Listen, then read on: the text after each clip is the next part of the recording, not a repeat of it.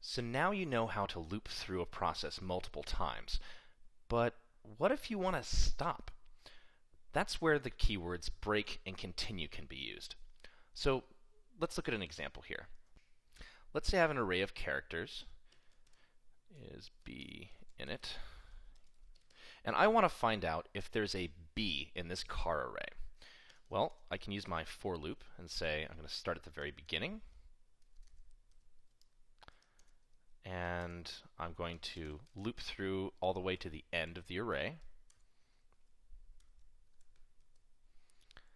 And when I do that, I can say, well, if the actual character is equal to B,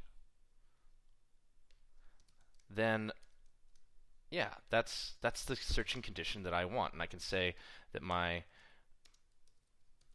Boolean is B in it should be true. Well, that's fine, but when I first find this B here, I don't really need to process U and B and B and B. I already know that there's a B in it. And this is where I can break out of the loop and say break. Now what's going to happen is this is going to loop through. I is going to be 0. It's going to find that B. It's going to break, and then it's going to continue on to my code down here.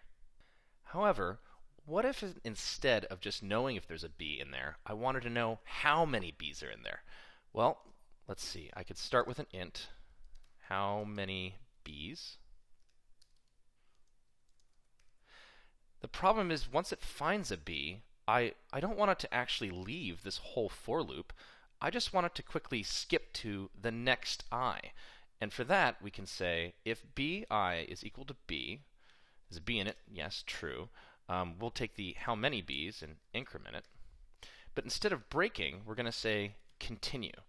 So what that's going to say is, yes, we're going to loop through. Once you find a b, don't then just exit the loop, but just quickly skip to the next iteration.